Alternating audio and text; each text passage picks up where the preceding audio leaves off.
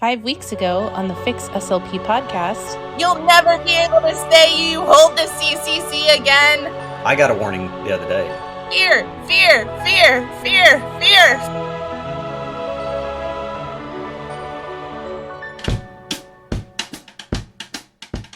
Welcome to the Fix SLP Summer School Series, where we're schooling the system all summer long. If you're ready to challenge the status quo in speech-language pathology, you're in the right place. Subscribe so you don't miss an episode, and if something fires you up, leave us a message on the minivan meltdown line at fixslp.com. Grab your favorite summer beverage, and let's get to work. Welcome back, everybody. Preston Lewis, the Public Policy Director for Fix SLP, joined by Dr. Jeanette Benigas. And today's episode is brought to you in part by Informed Jobs. Go to theinformedslp.com, check out that More tab, drop down, find Informed Jobs. That's where you're going to find that curated list of jobs that are real, they have been vetted, and they're high quality. And they exist. And it's always so exciting to see SLPs finally have a place that they can go to in an online setting at the Informed SLP, which already provides a brilliant array of products for continuing education, but now is in that job space. And we talk about it a lot, but we're glad to have them as a sponsor. But more than anything, we're just glad to have them in our field. Yeah. Great to be in conversation with you today, Jeanette. It's been a difficult week across the United States as we crossed another anniversary for the attacks on September 11th, 2001. Yeah. It was political violence this week, another school shooting, and we're always mindful of the pain that is out there from people who feel just kind of part of this growing divide in our country. Yeah. And we recognize that sometimes people come to our movement from different places of the spectrum as well. But I think more than anything, we recognize that now is the time that we should have a safe place to have our thoughts and discussions and get away from fears of political persecution, fears of violence, fears of retributions and retaliations in our field. So I'm proud that Fix SLP remains a safe place for people to have that conversation. Yeah. I wanted to acknowledge too, you said that so well when I told you what I wanted to talk about and what I wanted to acknowledge before we started. You did that great. So thank you. The one thing that I wanted to say that you didn't just say is that we feel the heaviness in our house. We're having conversations about our kids going to school that we don't feel are secure enough. We're talking about these things in our house, and it's heavy. And I recognize that probably the CCC and ASHA membership is not the biggest concern of SLPs right now. We get that there are so many more things going on in this world right now that are heavy and upsetting in many ways for many different people. And so we acknowledge that. And we know that this isn't your number one concern, but thank you for coming and listening and continuing to be part of the conversation. And when you're ready to hop back in and be with us, we'd love your action, but also maybe we're a good distraction. Maybe you could get fired up about something else, because I'm always fired up. So come on over. We'll have a chat. All great change begins at the dinner table. Yeah. That was a quote from a very beloved ex-president. And I think you said it very well a minute ago, that we have to kind of pull together as families and communities first. And we need to take care of ourselves. I was sharing with the team earlier on text that I follow someone on social media who reports news in real time. And he does a good job of, not saying the names of people who commit these awful, heinous crimes and really highlighting victims, whether they live or not, so that their names aren't forgotten. And I think he's doing really good work. And last night he came on and said, I can't do this anymore. I have to step away. I'll be back hopefully tomorrow, but I am done. All the text said was, I am done. And I don't blame him. So just as a reminder, make sure everybody's taking care of themselves. And if you showed up this week to hear us, thanks for being here. Preston and I often struggle with what to talk about every week, because we don't want to say the same things over and over again to you, but we want to continue to have discussions about what's happening in our field. And so I have been very sensitive to what y'all are saying to us in the comments. And I've been noticing a theme of fear, which we have acknowledged out loud more times than not on this platform, that there is a culture of fear in this community. SLPs are afraid. There are a lot of things that SLPs are afraid of, but at the top of that list, when it comes to our profession, the fear is of ASHA.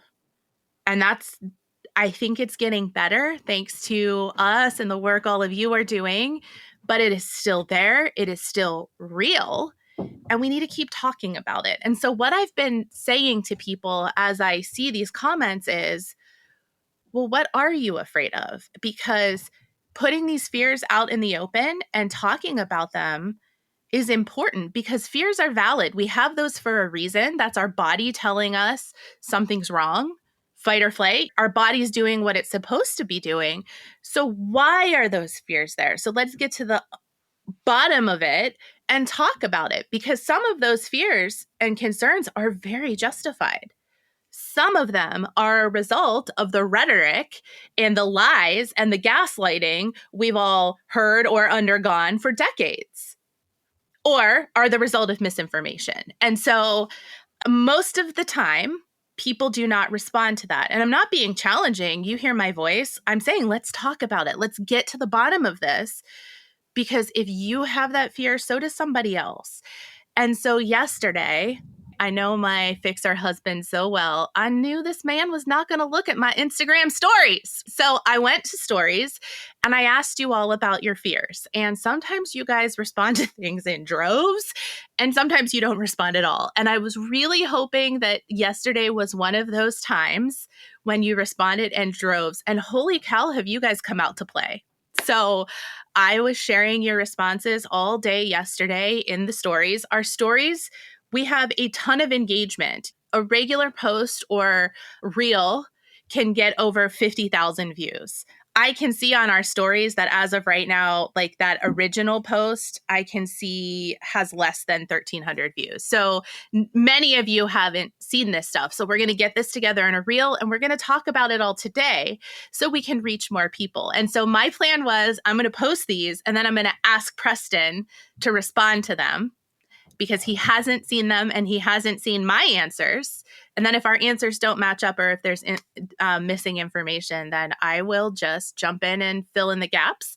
And also, we have resources for a lot of these things. If we don't have a resource, then it's something we maybe need to think about developing so we can continue to address fear. So, you ready, Preston? Yes, I was. You said let's jump in. I could hear Eddie Van Halen in my head. So yes, let's go.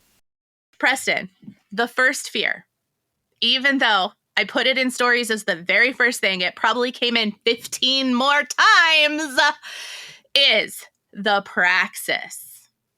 I got various responses of just the word Praxis. I'm afraid to have to take the Praxis again. I'm afraid I would fail the Praxis. I fear the Praxis.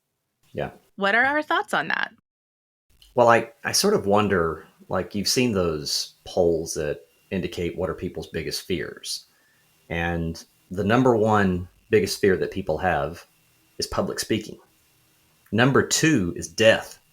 So the old joke is that you would, rather be in the coffin than giving the eulogy at the funeral. But I have to think, if you're giving that list, that the Praxis or standardized testing would probably be in the top 10 of people's biggest fears.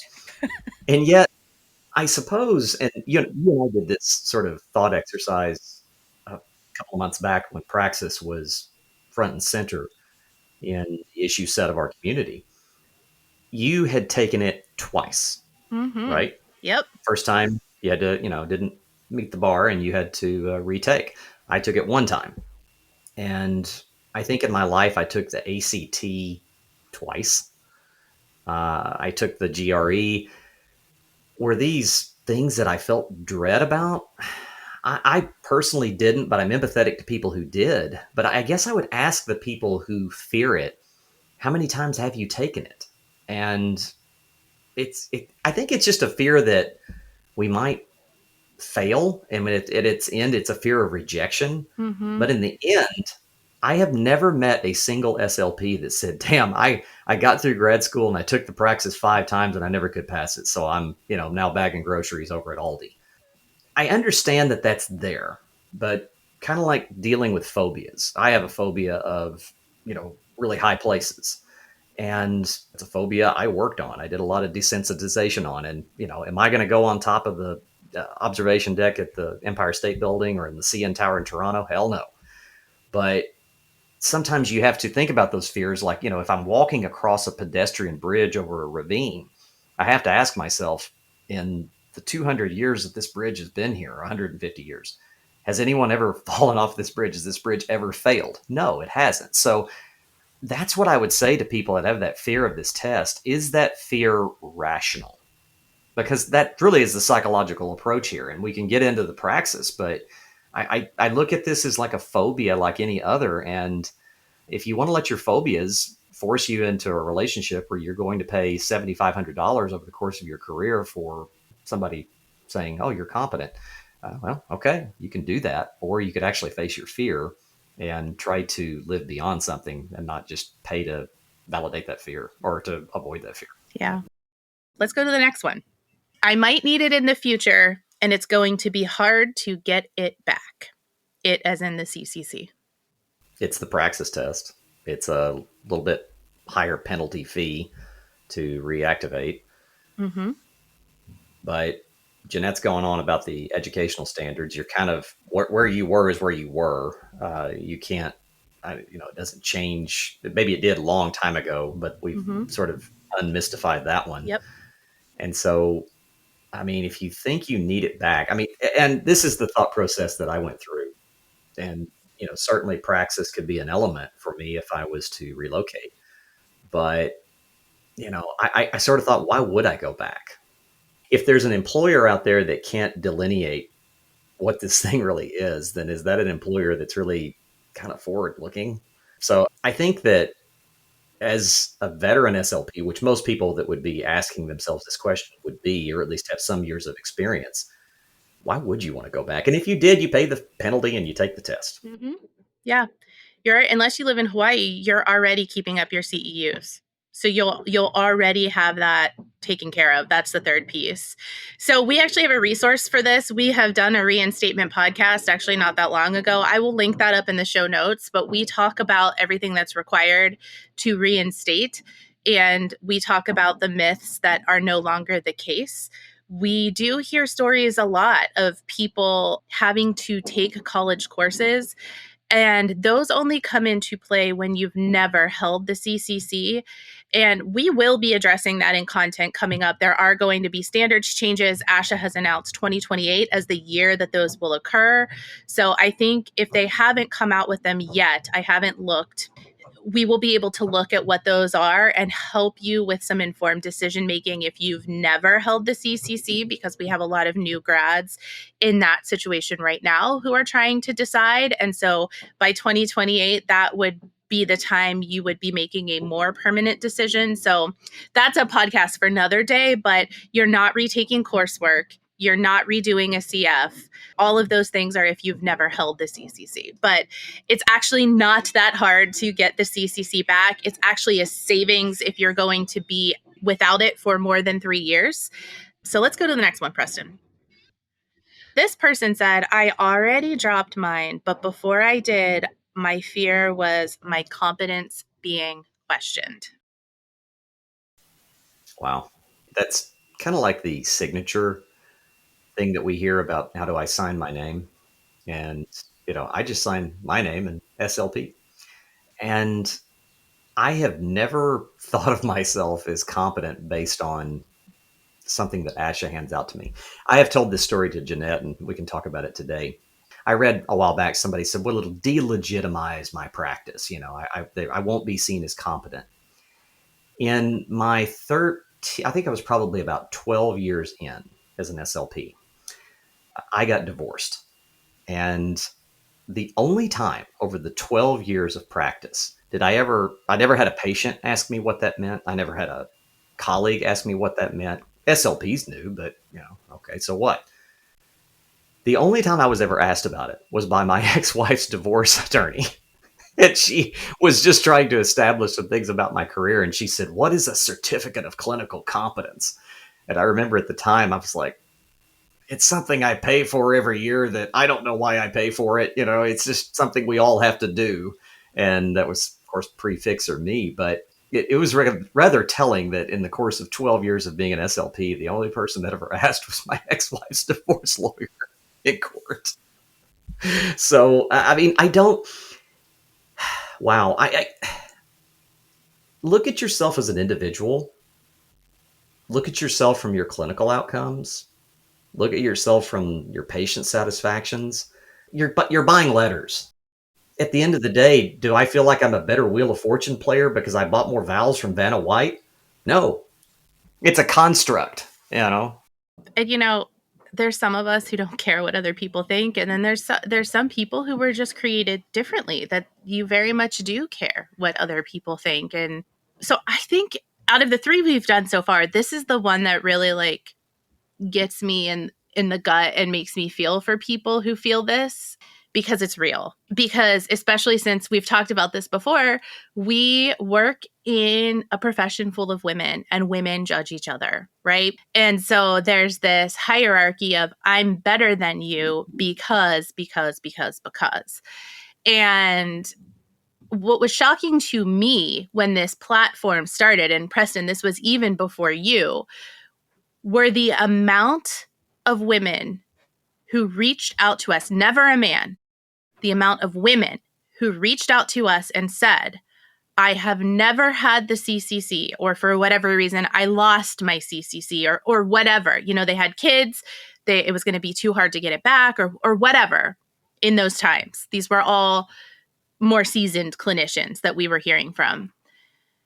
I have always had to hide that I don't have my CCC because of the repercussions and reactions from my colleagues.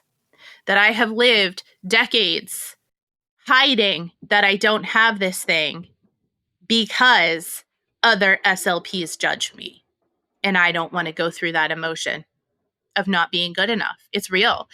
The number was shocking, and then always followed up with a thank you for bringing this to light and making this a safer place for me to practice. And for the first time in decades, I feel like I can be the professional I am without putting the value on these letters after my name. So this is real. This is a culture that is real. And what I say to this is, we are changing the culture. Me, Preston, our team, all of you, we're changing this culture. We all know now, cat's out of the bag, we can't go back. Unless ASHA changes the requirements for the CCC, which they might do, but they only make them easier. They don't make them more challenging. So unless they do that, which is never going to happen, we are all now understanding that we can be an excellent clinician without the CCC, and that it doesn't make us more competent. And we just need to keep spreading that word. So we are seeing more acceptance, more understanding, more of what we want in a community of colleagues and professionals, and less of this judgment. And are we still going to see that from some older clinicians, more seasoned clinicians who came up in a time when you had to have them and can't fully understand what we're doing here? Sure. But that's going to be the minority, not the majority. So we all just need to keep doing the work of educating other people about what this thing is and what it does and does not say about our competence. Like Preston said, let the record speak for itself. If you are a good clinician, you own a private practice, do you have a wait list? Okay, so that one parent who knew what the CCC was, I don't know. Okay, bye. I never found them. I never found a single one. Yeah, no. In my fees practice, I have had multiple referrals where people call and want me to scope their parent because they work with someone that I scoped their parent and did such a good job and helped them in such a way that they want that same outcome. No one asks me about the CCC, right? In the schools, are you advocating for your student in an IEP meeting and showing your intelligence of the law and the rules and how you can help and making a difference for that kid? That's what parents are looking for, right? So lean into that. Like Preston said, let your record show and you should be fine. But this one is one that I get, it's real. And SLPs have struggled with this for years. And all I can say is that the culture's changing. And every year this is going to be less and less of a thing, which if Fix SLP does nothing else, I'm glad that it makes it a safe place for people to practice and not feel judged because they don't pay for a product every year. All right, Preston, let's go to the next one. This person had 2 fears. I think we sort of covered this first one. Part of this can apply to what we just talked about, but the 2 fears were 1, that I can't supervise, and 2, that I will be overlooked by a future misinformed employer. So let's start with the second one. Okay. Getting overlooked by an employer. Yes, there are going to be some organizations out there where the hiring person could be a crusty SLP that was of a different generation. Mm-hmm. And if that is part of their decision process, it could hurt. It really could.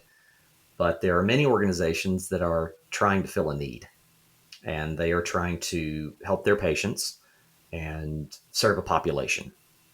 For them, if it's a private practice person who is just in the healthcare sector and is not an SLP and doesn't really see that, it's going to be a non-factor. That's why we see more of those jobs that are posted at places like the Informed SLP on Informed Jobs.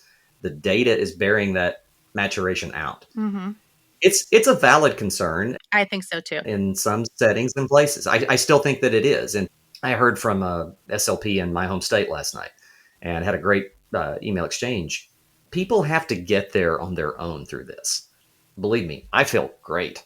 It's wonderful because I just feel like I've kind of gotten out of something kind of dirty and just hadn't any meaning.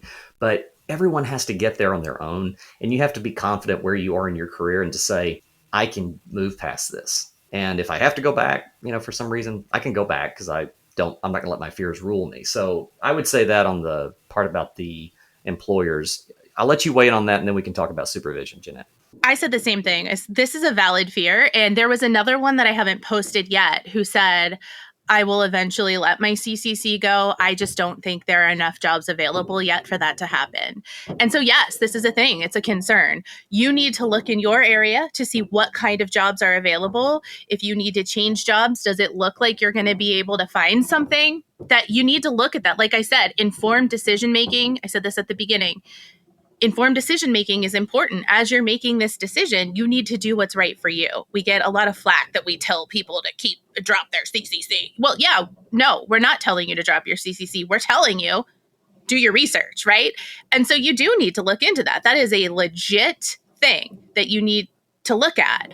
If you've been at your job for 20 years and you don't see that you're ever going to be leaving, let that thing go. Let that sucker go. You're fine. But that comes back to what I just said with the last fear, is that we all have to educate. We all have to do our part to educate recruiters and the people doing the hiring and HR departments, and asking them to lift that restriction one time and getting a no is not where this story ends. The story ends when every quarter you're asking again and you're giving more information and you're educating more. This is a process. I keep saying it's a marathon. It's not a sprint. We have to continue to put in the work if we want to see our field change. I've said this from the beginning. If ASHA's not going to do it, fine, we will. That means we actually have to do it. And the education of employers is the number one way that we get our autonomy back. It's not taking ASHA to court. It's not all these other things that we talk about. The number one way we make change is changing the job market. That's it. Change the job market. To change the job market, you listening, have to educate people. We have employer education resources at fixslp.com. I was recently notified that for some reason Texas isn't in the list. There shouldn't be a list. I have to go in and look at that, but I will get that resolved. It is just a standard letter. At this point, you do have to put in your email. We're not spamming you. It's just because I'm holding those resources in a way that you need to be able to download them, and our website isn't conducive to that. When we have our new website, you won't have to do that. They will just be readily available for download from our new website. So please go look at those. We will also link those up in the show notes to link you directly. You can write a letter. You can have a conversation. If you have something better, share it with us. We didn't write that letter. Our friend Brooke Richardson did, of the Modern Med SLP and Breathe Hab. She's awesome. So thank you to her for doing that. Dozens of people have used those resources to get these requirements changed. So we all need to be doing that. All right, supervision. Preston, what do you think? Yeah, so I'm going to say this and preface it by saying it's probably going to rub some of our audience a little bit the wrong way. And I'm not trying to be caustic here, but this is a point where I've heard for the last, even pre-Fix SLP, people saying we need to unionize, we need more collective power, we need to do things that'll break this cycle of productivity and low reimbursements and really finding our worth. To do that in a profession, we have to sometimes say no. We have to sometimes draw a line. We have to say, gee, I might not just be doing the nicest thing. And my attitude about this is, if you are holding on to that simply because you feel like you want to continue to give back to the profession, that's very nice, but you are also maintaining a status quo there, and you're letting somebody keep you in a catch-22 because they know that. That is the house of cards upon which the certificate of clinical competence is built. And for the people that say, gosh, if we all started doing this, what's going to happen to those students? The answer is there's going to be a call to action, and ASHA is going to get off their ass and finally have to say, do we want to be the person or the entity that is log jamming our profession? Now, they may try to say, well, it's these rebellious, plucky SLPs out there, and you can try that. But at the end of the day, you are the one who is the gatekeeper here. You are the one who has got this rule in place, so you can keep 99% of your SLPs fixed into this cycle. And you know what? At some point, somebody has to say, calf rope. That's an old saying in Texas. I've had enough. This is to no more. And I recognize that might seem bloody cold, but if you want to be the profession that does things collectively, that fights for bigger wages, that fights against productivity, sometimes you have to swing a heavier hammer. We as a profession have not done a great job at that. And I'm glad to see that there are some people that are now saying we do have to make some of those tough decisions.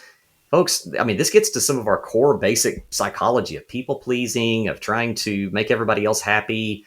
That's going to keep you cycled into a period where you're going to accept less. So that's my opinion. I know that's going to not meet everybody where they are, but I stand by it. So I was a graduate program coordinator, which included finding 5 placements for students all over the country. This was an online program. And I took over that job April 13-ish of 2020. So go look at a calendar and see what was going on worldwide on that date. And because this was an online program, people had to do all rotations all over the country, and things were happening in states. Rules were different. And I had to find placements for these people so they could graduate. And you know what I did? And you know what ASHA did during that time? They made some accommodations. They accommodated the allowance of teletherapy for hours. They figured it out for people. And so here's what I wrote. I'm just going to read it. I said, remember, the supervision requirement is a university one, not an ASHA CAA one. Until we all, which is what Preston just said, until we all put the pressure on and say no more, we will keep ourselves captive to the system that we want out of. ASHA has solutions to purchasing the CCCA without CCCA supervision at the graduate level for audiologists. Why do you think it's not open to SLPs? They have the system in place for supervision to happen at the university level without the supervisor having the CCCA. They have that in place for people who graduate and want to purchase the CCCA, but can't because they didn't get that supervision. There's a process in place that they can follow to go then get stuff done. And I don't even think it costs them money. There is a pathway wide open for us to take. The reason ASHA does not open that up to us is because they're not feeling the pressure to yet. So what Preston said, until we all start saying no, and as an educator of students, I also deeply understand the implications of this recommendation coming out of my mouth. Stop supervising. Stop saying yes. This is a temporary pause on the thing that some of us love to do for the future of the profession. That's it.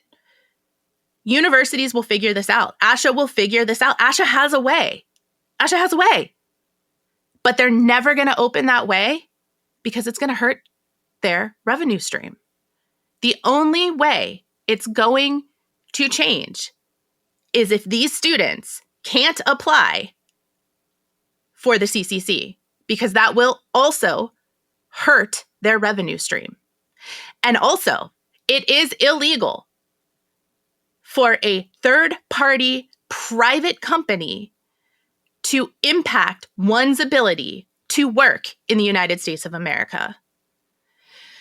So this brings in a lot of other issues that if people graduate and can't get the CCC because of ASHA's requirement of supervision by someone with the CCC to purchase that product, and now someone can't get employed, guess what? They're going to get rich just suing ASHA because they got through school and now they can't get a job.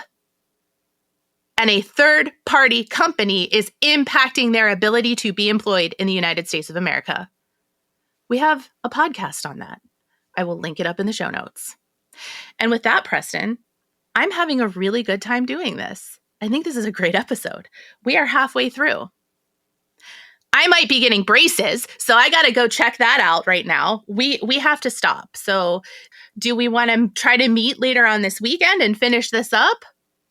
Do I want to spend more time with Jeanette this weekend? That is the question. And perhaps we do need to have a second conversation. Okay. I don't know if it'll happen today, but it needs to happen. Is it going to happen? How's that for an ex-politician answer? You have jokes. Is it going to happen today? I still believe. Preston and I, we're going to pause here. We are going to come back potentially in different clothing and different levels of energy because I am on Adderall right now, kids. But I do crash. So we'll see. We'll come back for a part 2 of this later on in this episode, and we'll finish this thing up. All right, everybody, we're hopping right back in. It's a different day, a different situation. Hopefully we bring the same kind of energy and reflection, but here we go. I'm shocked by that. I always bring the same energy. If I didn't, then our audience would be very disappointed. My energy wanes depending on the day and how much seed oil I had the night before. Careful. Seed oils these days are kind of a controversial thing with some people. Who knew I would get controversial on the platform? All right. The next one says, honestly, not ready to drop them yet. So much imposter syndrome. I will get there, though. Well, there are different ways to look at that. For a lot of SLPs, myself included for a while, there is that just fake it until you make it.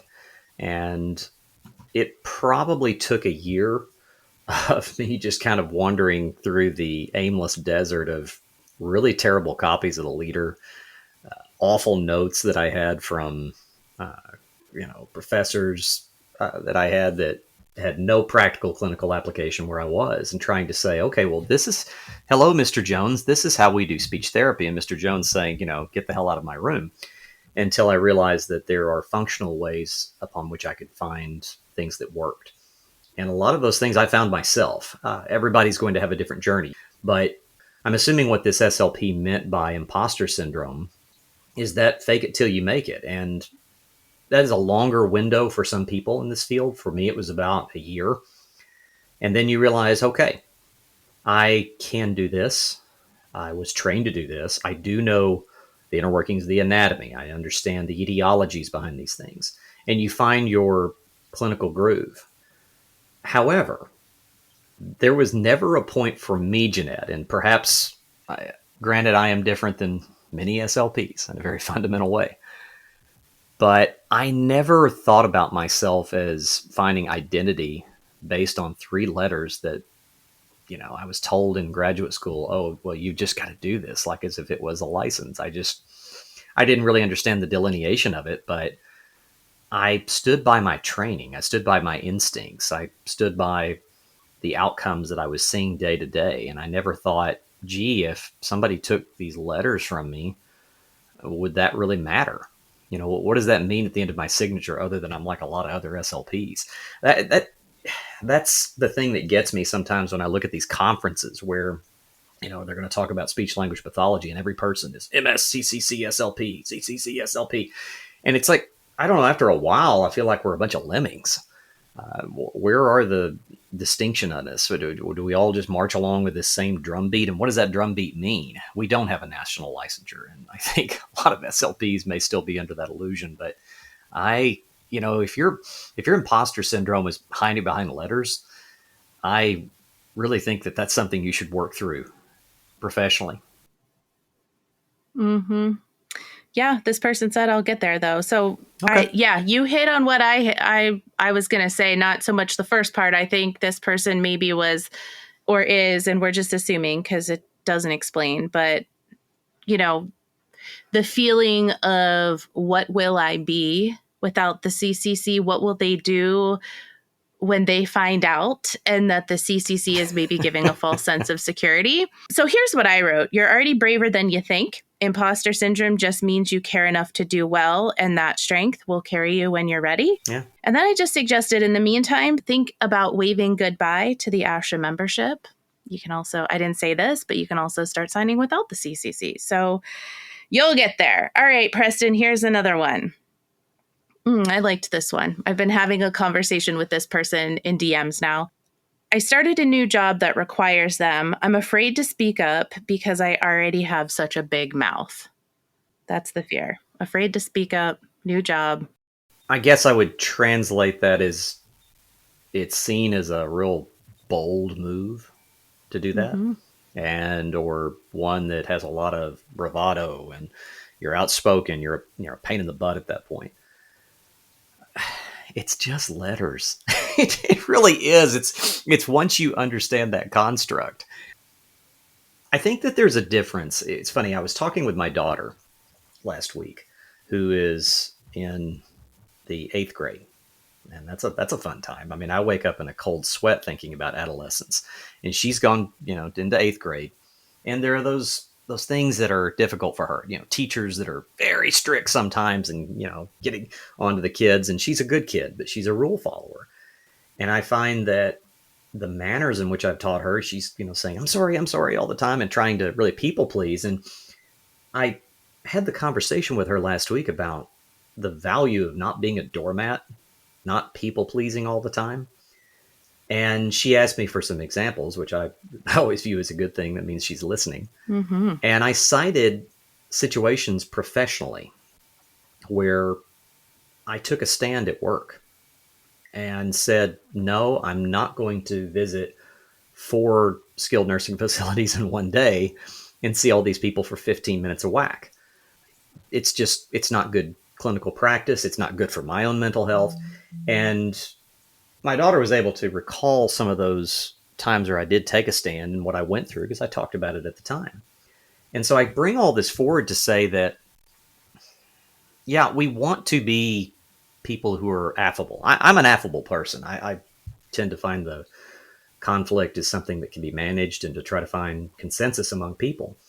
But if you think that not signing some letters on your name or, changing your affiliation with a third-party outside organization is going to be seen as being controversial or outspoken, perhaps you need to be outspoken. Perhaps you need to be a little bit uncomfortable, because I wonder if you are in that frame of mind, how do you feel about productivity?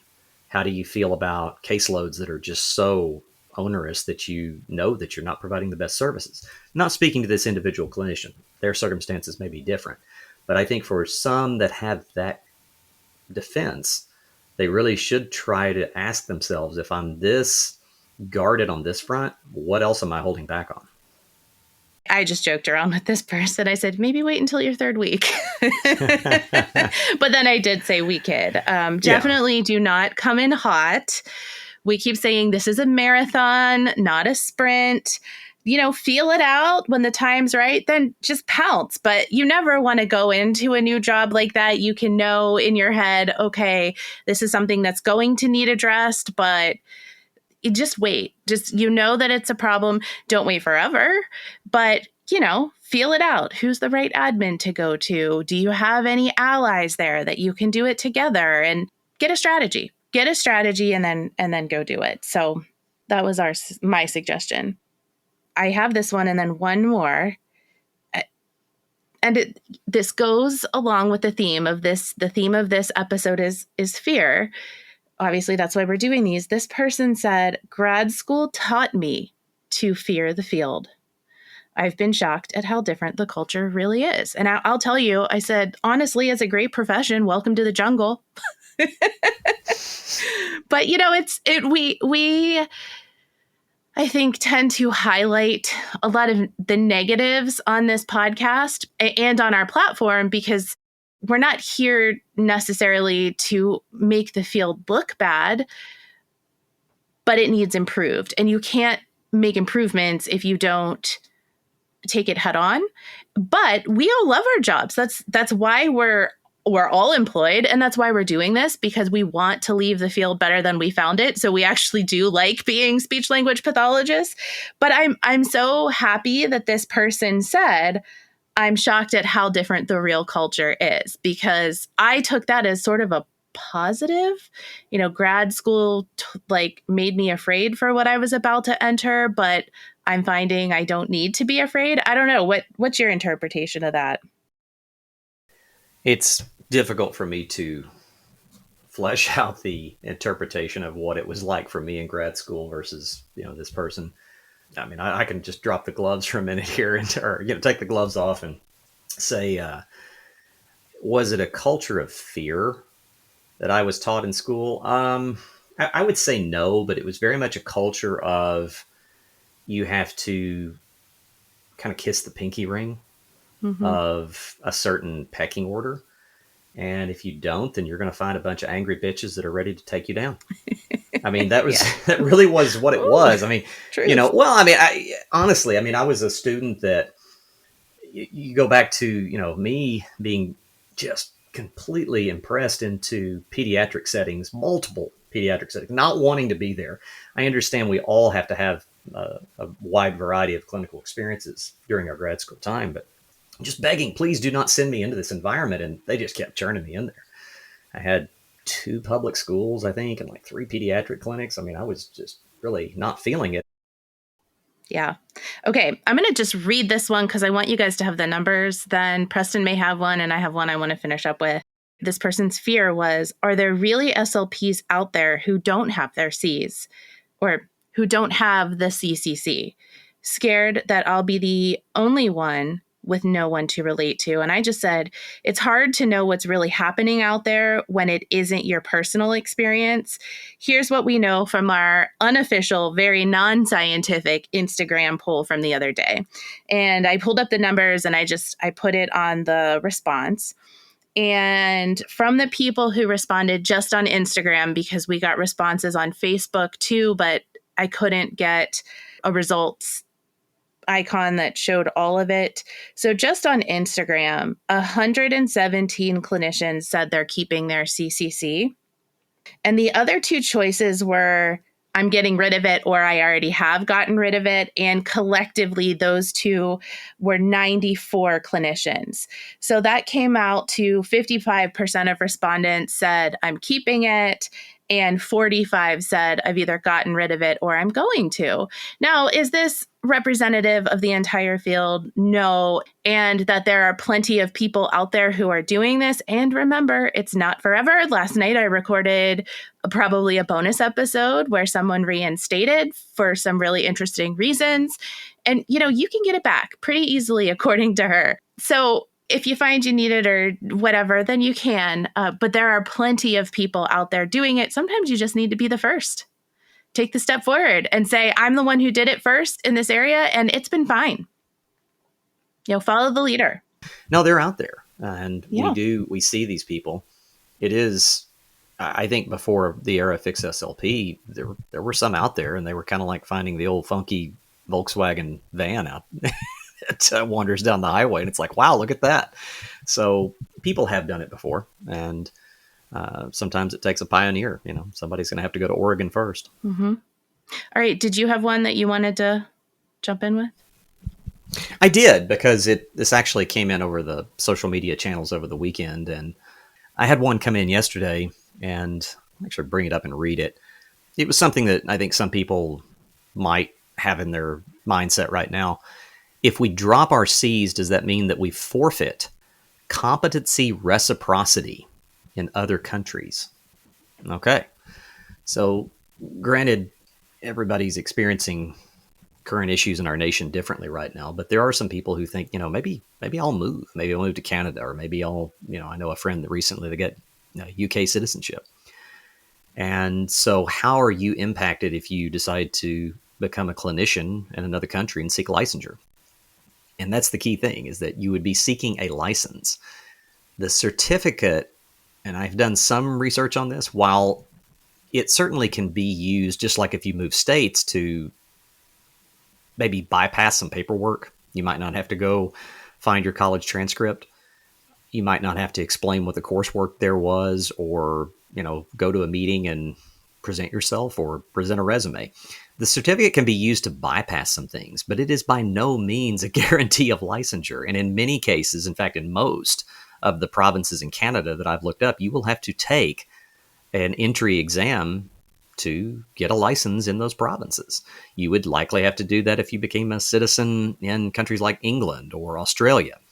We could sit here and flesh out every country and their situation and come up with the answers on that. But while it may save you a few steps, it by no means guarantees or conveys that you will get a license. And inversely, if you drop the CCC, it doesn't mean that you're forfeiting your ability to get a license. That's a misconception. I understand where it's born from, given our lived experiences and the way we've sort of been indoctrinated, but it is not the case.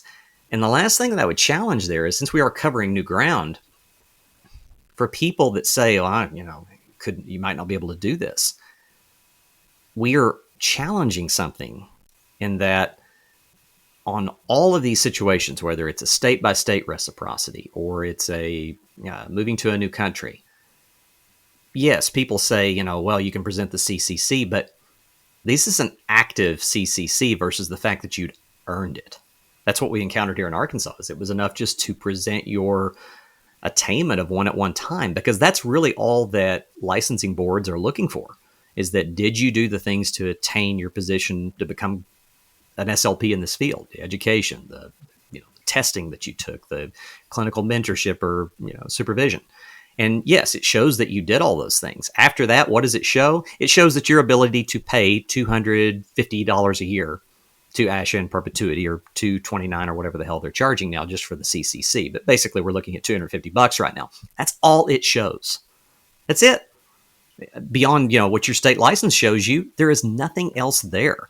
And so I think that it is very much a challenge for people that are moving across state lines in the coming years without a CCC, or moving across the royal border into Canada, to say, I can show you that I attained one, but what difference does it make if it's active or not? And that is a theory that has not been challenged yet. And I think that it is one that needs to be challenged and is very assailable. So what Preston is referring to, and what this person who was asking is referring to, because ASHA is certainly leaning into this right now as they cue in on the pulse of what SLPs and Americans in general are doing. And so they are saying, well, you can have portability to other countries. And what Preston is saying is correct. What he's referring to is the MRA. And the MRA is the Mutual Recognition of Professional Association Credentials Agreement. And that allows certified full members of certain speech language pathology associations to apply for professional recognition by other signatory associations. So, for example, if someone from one of these countries is coming to the US, they can apply for the CCC based on the terms of this mutual recognition agreement. And then if they get the CCC, it is easier then to get a license in the state. It is not full reciprocity where you automatically get your credentials to practice without any further assessment or, not having to meet local requirements. And interestingly, for as much as they advertise this, there are only 6 countries in the MRA: the US, Canada, the UK, Ireland, Australia, and New Zealand. That's it. Commonwealth nations. Again, all that's going to do is save you some steps. That is not a, here's my CCC cards. Where's my license to practice in Alberta or in Saskatchewan or in Ireland? It does not work that way. And in many cases, you will need to take an entry to work exam. Yeah. And that's okay because we've talked about it. We can do this. Yeah. And then the MRA application, at least for Speech Pathology Australia, because they are probably the closest thing to ASHA that exists out there. My assessment is they want to be ASHA.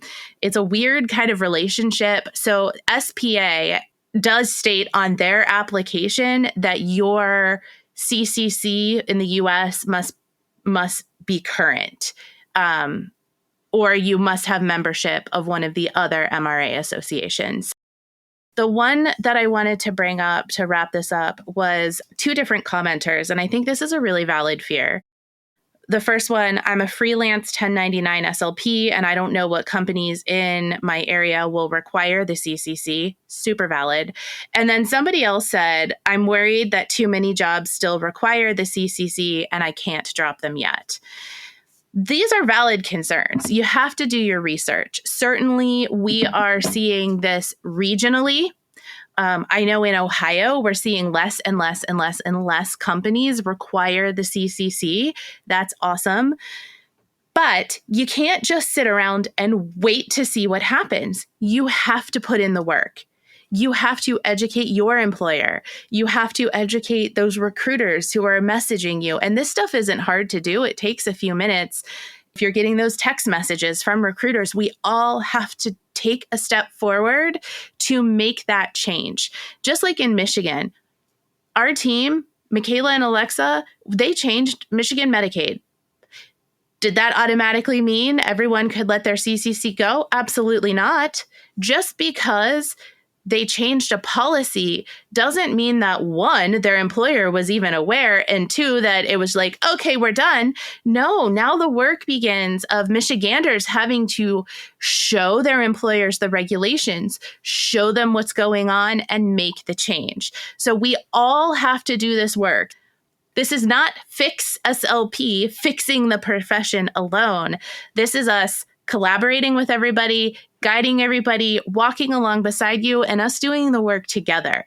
And so in order for those things to open up, everybody has to do the work. So those are valid concerns. Everybody has to do their own research. Informed Jobs, who's sponsoring this podcast today, is a great place to go look to see what's required in your area. Start looking around. Just because one employer requires it doesn't mean they all do. And just because it's in their job posting doesn't mean they won't consider you if you give them some information. So we're going to wrap there. Let's keep talking about this. What other fears are out there? Putting those fears out there, talking about them, debunking them, giving some encouragement, or saying, yeah, this is valid. You should look at that. This helps the process along. So, Preston, anything else before we go? Nope. All right, everybody. Again, thank you, Informed Jobs. Go to informedslp.com. You can click the menu and then click jobs. Check out those postings. We are so grateful for their sponsorship this week. We'll see you next week. Thanks for fixing it. Thanks for listening to the Fix SLP podcast. If this episode helped you feel more informed or empowered, take a second to leave a 5-star rating and review. It helps more SLPs find us. Fix SLP runs on $5 sustaining partnership donations. That small monthly support pays for everything behind the scenes, including our website, legal fees, and advocacy work.